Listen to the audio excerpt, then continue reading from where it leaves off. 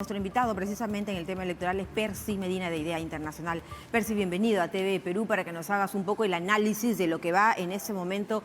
Hemos presentado el más reciente sondeo y además vemos a los candidatos muy activos, ¿no es cierto? Ambos tratando de calar mejor en la población. ¿Cómo ves hasta el momento y a pocas semanas de definir esta segunda vuelta? Muy buenos días.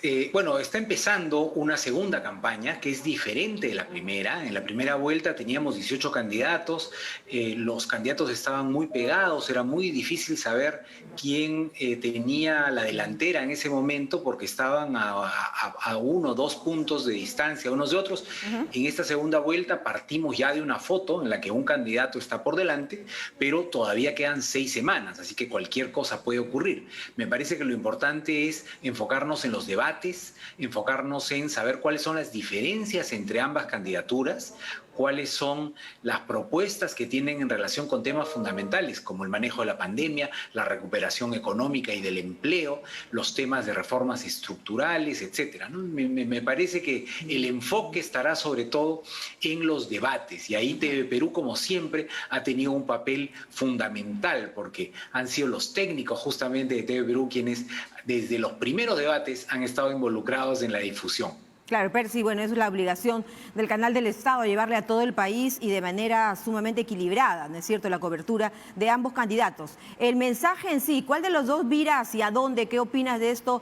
Para muchos el señor Castillo ha moderado ciertamente su mensaje, sus posiciones. Ese es un tema de figura, de fondo. En el caso de Keiko, ataca, por ejemplo, a Evo Morales. No sé, ¿dónde encuentran las fortalezas y debilidades de ambos mensajes? Bueno, la primera vuelta normalmente permite votar a favor y la segunda vuelta se dice que es votar en contra. Entonces, los candidatos tienen que aprovechar, digamos, las debilidades del rival para sumar a quienes están en contra de esas debilidades del rival. Pero por otro lado también es una oportunidad para moderar algunas cosas y acercarse más al centro. Ocurrió con Ollanta, ha ocurrido con otros candidatos que en segunda vuelta buscan atraer también a los votantes de otras candidaturas. Así que no es extraño ver en segundas vueltas un reposicionamiento y quizá vamos a ver un reposicionamiento tanto de la señora Fujimori como del señor Castillo en estas semanas en relación con ciertos temas y sobre todo en relación con temas que preocupan, ¿no? Temas que en cada candidatura son temas polémicos. Así que no nos sorprenda que haya algunos ajustes o algunos cambios y ojalá también algunos compromisos. Claro, ya que tú mencionas ajustes, esta mañana el señor Castillo ha señalado, por ejemplo, que toda actividad económica o el desarrollo de las actividades económicas va a ir primero que nada de la mano de la situación de cómo se afronte la pandemia. Este tema central de la pandemia, ¿cómo lo ves en ambos discursos? La pandemia es fundamental porque es un elemento que ha reordenado nuestra vida y que nos va a acompañar en los próximos meses. En algún momento nos hicimos la ilusión de que una vez que salieran las vacunas, pues íbamos a estar ya listos para regresar a una vida parecida a la anterior.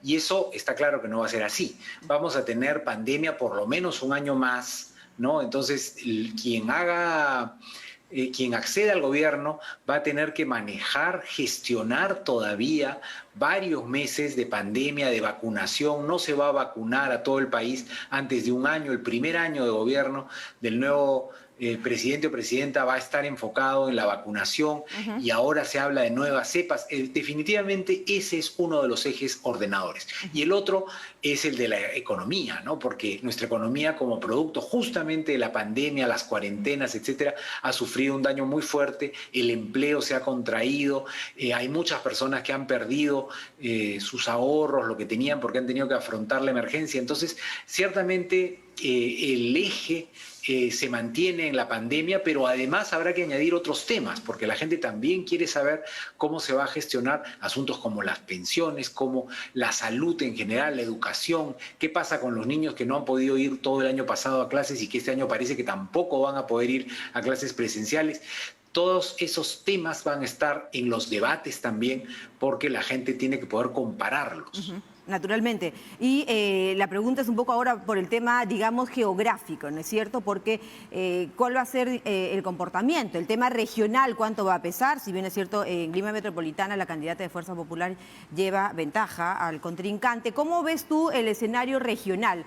Digamos que en el oriente, por ejemplo, ha sido un poco la sorpresa también. Y no sé, ¿hacia dónde apuntar con ese discurso en el interior del país? Bueno, Lima representa solo 1/3 de la población del país y un sector de Lima tiene también influencia de lo que ocurre en regiones, porque tiene familia, parientes. Entonces el escenario regional es fundamental. Y ya hemos visto que esos 2/3 que son las regiones que no son Lima, han tenido un voto en la primera vuelta, que es lo que ha terminado decidiendo el pase de Pedro Castillo a la segunda rueda. Entonces, me parece que hay mucho que se definirá en regiones y que los debates y discusiones regionales también van a estar presentes. Es decir, qué cosa se ofrece a las personas que viven en determinadas zonas con características particulares. Por ejemplo, las zonas que están vinculadas con grandes proyectos mineros o las zonas que están vinculadas con proyectos agrícolas, qué se le ofrece a la población del campo como cambio, en fin, ahí hay una tarea de detalle. Y también entonces hay una discusión técnica que excede a lo que los candidatos presidenciales pueden plantear. En el pasado, ya desde el 2006, hemos tenido debates de equipos técnicos, ¿no? Que han planteado ya los detalles, que los candidatos presidenciales no entran, pero que son fundamentales en una política de gobierno. Y esta vez el Jurado Nacional de Elecciones está también planteando un debate técnico. Entonces será una sucesión de debates, el debate técnico, el debate de vicepresidentes, los 2 debates de candidatos presidenciales. Perfecto. Recordemos que ya en la última elección del 2016 hubo 2 debates de candidatos presidenciales, uno en Lima y uno en Piura. Ahora el jurado está planteando también 2 fechas. Entonces, todo ese conjunto de cosas creo que nos deberían permitir abordar esta temática compleja que tendrán los próximos 5 años, que tienen que ver con los grandes temas nacionales, pero también con algunos temas regionales que interesan a poblaciones específicas del país. Si tendría que decirle en 3 líneas, el tema ausente en esa campaña, ¿cuál sería? Creo que se está hablando poco de temas, por ejemplo, de política internacional, se ha hablado poco de políticas anticorrupción, se ha dicho vamos a luchar contra la corrupción, pero no se ha hablado de cuáles son los marcos que se quieren establecer o las políticas que se quieren establecer. Eso requeriría precisiones. Se dice debe haber más transparencia, tiene que haber más control, muy bien, mejores sanciones, está muy bien como términos generales, pero cómo se hace eso, quizá falta detallarlo. Excelente, y en relación con el tema de la pandemia, todavía faltan precisiones porque es un tema bastante complejo. Así es. Bueno, Percy Medina, ahí está el cómo es el asunto, ¿no? El kit del asunto. Percy Medina, gracias por esta reflexión en materia electoral.